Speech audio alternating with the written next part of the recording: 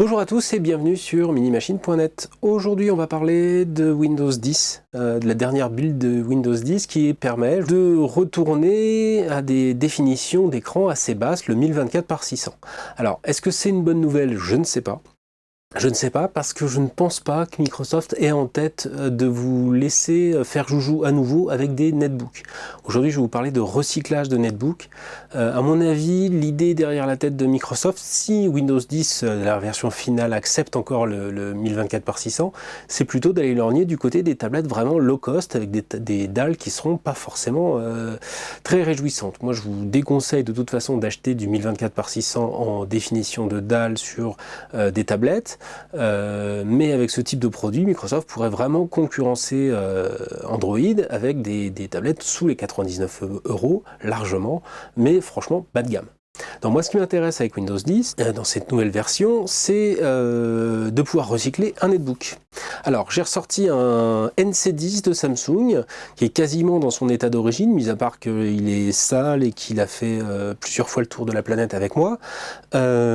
C'est un engin dans son état d'origine, dans le sens où, à part la mémoire, parce qu'il fut un temps où on pouvait accéder à la mémoire vive des machines, donc il suffisait d'enlever une petite vis et puis de changer le giga d'origine en 2 gigas, à part cette batterie de voyage qui commence à donner vraiment des signes de fatigue également, c'est la machine de base. Là, elle est en 5400 tours, je ne sais plus quelle est la capacité du disque, 2 Go de mémoire vive, mais toujours un Atom N270, donc un Atom à 1,6 GHz, pas un foot de guerre, avec un pauvre chipset GMA pour la partie graphique. Ce qui est vraiment chouette avec ce type d'engin, c'est que vous avez totale latitude de faire des erreurs, de vous planter, etc.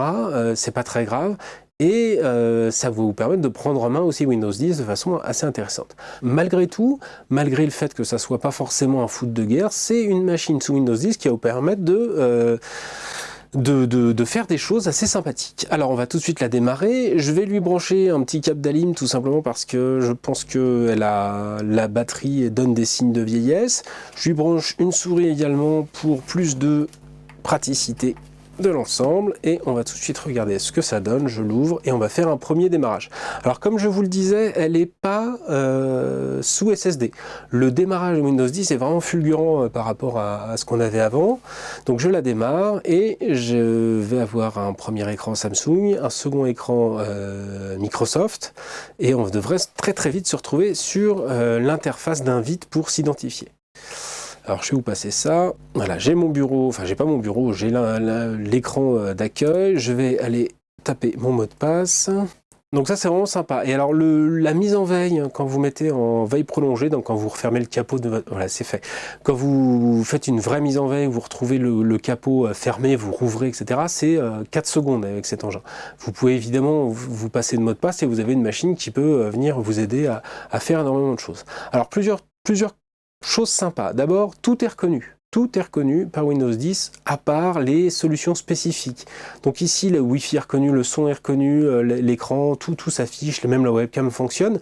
Par contre, les trucs vraiment spécifiques comme les raccourcis clavier les plus compliqués pour booster le processeur, etc., ou le réduire, ça marche pas. Le son, les raccourcis son vont fonctionner, mais pas forcément ceux de l'affichage. Donc, à mon avis, il faut un peu bidouiller pour arriver à avoir un truc vraiment parfait. Par défaut, on a quand même un pavé tactile qui marche, les boutons, tout fonctionne. Donc ça, c'est plutôt pas mal. À quoi ça peut servir? Donc un engin comme ça, on va tout de suite lancer un Google Chrome. J'ai installé Chrome par-dessus Internet Explorer, qui est installé par défaut, évidemment.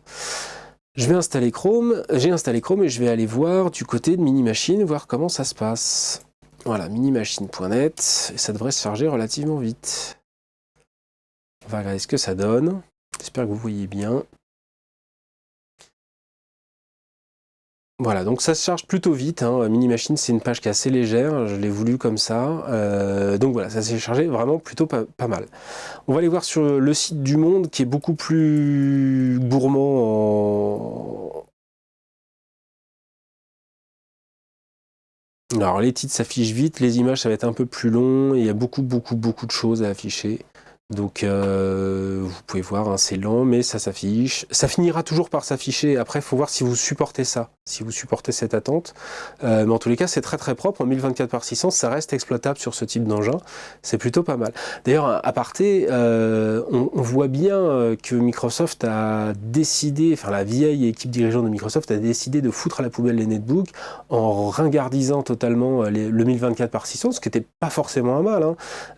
Mais avec Windows 8, c'était impossible de continuer à exploiter Windows sur un 1024x600, donc ça a été la bonne excuse pour arrêter Starter, donc les versions pas chères de Windows 8. Donc ils en sont revenus, puisque maintenant ils font Windows 8 Bing, qui est une espèce de version Starter encore plus cadeau que les précédentes.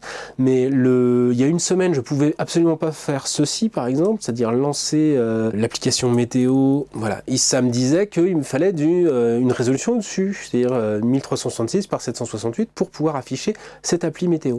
Aujourd'hui, en 1024x600, ça fonctionne. Alors c'est paradoxal, ça montre vraiment le côté complètement artificiel de ce bridage, on va dire. Mais aujourd'hui, je peux vraiment utiliser ma météo sans problème, l'application météo sans problème sur la machine. Il y a une semaine, je ne pouvais pas. C'est une volonté de la part de Microsoft de revenir à du 1024x600. Et la volonté de Microsoft, des anciens dirigeants de Microsoft, c'était vraiment de jeter à la poubelle ce type de machine. Donc c'est vraiment quelque chose d'assez intéressant de s'en rendre compte comme ça. C'est pas parce qu'on a Modern UI qu'on peut pas utiliser du 1024x600.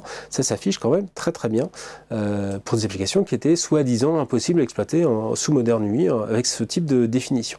Voilà, fin de l'aparté. Ma page Le Monde s'est affichée, donc tout s'affiche, tout finit par s'afficher. Est-ce que c'est suffisant comme performance pour vous? Je ne sais pas. Pour moi, c'est très très lent de voir une page qui s'affiche si... Et je devrais pouvoir afficher ça relativement vite. Voilà. Par exemple, si je vais aller chercher une page Wikipédia, et là j'ai une page Wikipédia qui fonctionne plutôt correctement. Donc on va aller tout de suite cliquer, voilà, j'ai un lien vers Paul McCartney, on va voir ce que ça donne. J'ai une recherche à faire sur Paul McCartney, je suis collégien, et j'ai une page qui s'affiche très très vite, malgré sa longueur.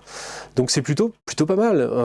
Encore une fois, pour ce type d'usage-là, j'ai accès aux médias, j'ai accès à tout ce qu'il faut, je peux imprimer, je peux travailler, ça fonctionne plutôt bien. Ça, c'est plutôt une bonne nouvelle. À mon avis, le streaming va être plus délicat. Je vais aller voir du côté de YouTube et de la page GoPro de YouTube pour voir ce que ça donne. Je compte même pas lancer du 720p, je sais déjà que ça va pas marcher. Du 1080, on n'y croit pas non plus. Je vais tenter du 480 et on va voir ce que ça donne. Je sais pas ce qu'il me propose par défaut. 240, c'est pas bon signe. En 240 ça marche, mais c'est pas beau. On va lancer du 480, on va voir ce que ça donne. S'il veut bien.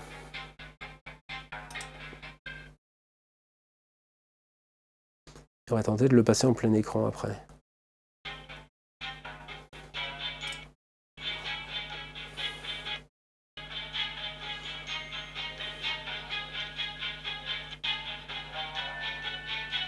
Vous voyez, c'est pas génial, hein. Je vais baisser le son.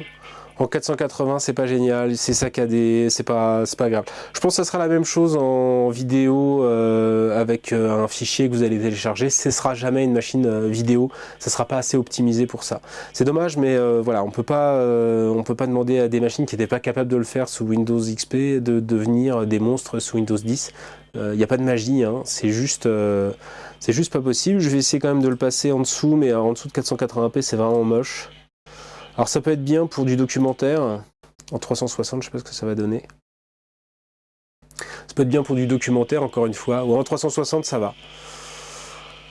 Donc si vous avez une vidéo à regarder pour l'école, par exemple, ça peut être une solution, mais c'est franchement pas fait pour ça. Pour le MP3, par contre, évidemment, le streaming de MP3, les Spotify et autres, ça peut fonctionner.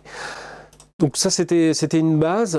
Toujours dans cette optique de machine de collégien, j'ai téléchargé un fichier RTF de 3 mégas, donc ça doit représenter un beau travail de fin d'année de collégien. Je vais l'ouvrir avec LibreOffice, donc c'est une machine de recyclage avec un LibreOffice qui est gratuit, et on va voir ce que ça donne. Donc ça charge.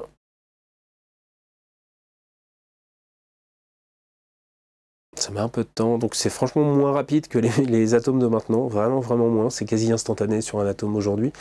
Et puis franchement, je pense que le fait d'avoir un disque mécanique, ça n'aide pas non plus. On entend le disque qui gratte, vous l'entendez pas, mais on entend vraiment le disque qui gratte au fond. Mais on va retrouver son document à la fin, et c'est le plus important, c'est-à-dire qu'on va pouvoir travailler un document comme celui-ci, et le lire, le parcourir, etc. Donc c'est un document de 132 pages, qui s'affiche plutôt correctement, avec tous les détails. C'est un fichier RTF à la base, donc voilà, je l'ai téléchargé comme ça. Je vais pouvoir le travailler, a priori ça devrait pas être impossible à travailler, c'est plutôt fluide. Ça transformera jamais, encore une fois, un netbook qui était à bout de souffle il y a quelques années en une machine de rêve aujourd'hui. Donc de tout ça, j'en retiens 3 choses. Première chose, il est possible de recycler une machine pour rien du tout. Vous pouvez télécharger Windows 10 gratuitement, vous avez un LibreOffice gratuit, VLC gratuit, vous allez pouvoir écouter de la musique, faire du traitement de texte, lire des PDF, surfer évidemment, regarder des vidéos en streaming, mais ça sera pas génial niveau qualité, faudra baisser pas mal. Tout ça c'est gratuit. Si vous avez une vieille machine qui traîne sur une étagère, vous pouvez en transformer cette vieille machine en machine de collégien. Si vous lui collez en plus un écran externe ou un clavier externe, et vous avez vraiment une petite machine très sympa pour faire du traitement de texte, pour regarder des documents Wikipédia, etc. Ça, c'est premier point. Deuxième point, ça permet de tripoter Windows 10, ça permet d'installer Windows 10 sur autre chose que sa machine de travail, et donc d'en profiter sur une machine qui ne risque rien. C'est-à-dire que si vous vous plantez, s'il se passe quelque chose, etc., rien, c'est pas grave. D'ailleurs, je vous encourage à le faire. Si vous avez un vieil ordinateur sous XP, un vieux netbook sous XP, vous pouvez essayer toute version de Linux que vous voulez, version de Windows 10 que vous voulez, ce que vous voulez, mais faites-le. Essayez d'autres systèmes, voir s'il n'y a pas quelque chose qui peut vous intéresser. C'est intéressant de goûter à Windows 10 avant qu'il sorte, de vous faire votre propre idée sur le système, si vous êtes toujours sous un Windows 7 par exemple. C'est intéressant de voir un petit peu ce qui est construit et comment ça se met en place, de suivre l'évolution des previews, et c'est intéressant aussi d'aller installer un Lubuntu, un Ubuntu, des Linux Mint et autres, tous ces trucs dont on parle très fréquemment. Si vous avez peur, pas la peine d'avoir peur, vous l'installez sur un netbook et vous êtes tranquille, vous pouvez vous en sortir. Dernière chose, on voit bien que les anciens patrons de Microsoft qui juraient la main sur le cœur que Modern UI, donc l'interface graphique de Windows qui est apparue avec Windows 8, qui jurait donc que c'était pas possible d'utiliser 1024 par 600, c'était vraiment une espèce de définition artificielle des besoins de la machine. On voit bien aujourd'hui que ça fonctionne plutôt pas mal sur ce type de machine, ça fonctionne même plutôt bien. Vous avez la possibilité d'utiliser les outils, à la fois les outils bureau et les outils Modern UI ensemble, et que ça s'affiche, quoi. Vous pouvez travailler, vous pouvez vraiment vous en servir sans problème. C'est pas la définition qui pose problème. Donc c'était vraiment une espèce de barrière étanche complètement artificielle pour squeezer le format netbook. Alors je suis pas spécialement ravi du retour au 1024 par 600. Moi j'aime plus cette définition. Elle correspond plus à mes besoins aujourd'hui, notamment sur tablette, et je les vois venir gros comme une maison avec les tablettes. Maintenant, je suis vraiment nostalgique du format 10 pouces et du format 9 pouces. Donc si Windows 10 ça fonctionne sur des petits écrans, si ça pouvait donner des idées à des constructions, de s'intéresser à des petits écrans, des petites taille d'écran, avec une définition un petit peu supérieure, 1366, pourquoi pas, et ben ce serait une bonne chose. Voilà, donc Windows 10 sur netbook, en recyclage avec une vieille machine, c'est possible, c'est pas compliqué, c'est gratuit, et c'est vraiment à essayer, Windows 10 ou d'autres systèmes. Voilà, à bientôt.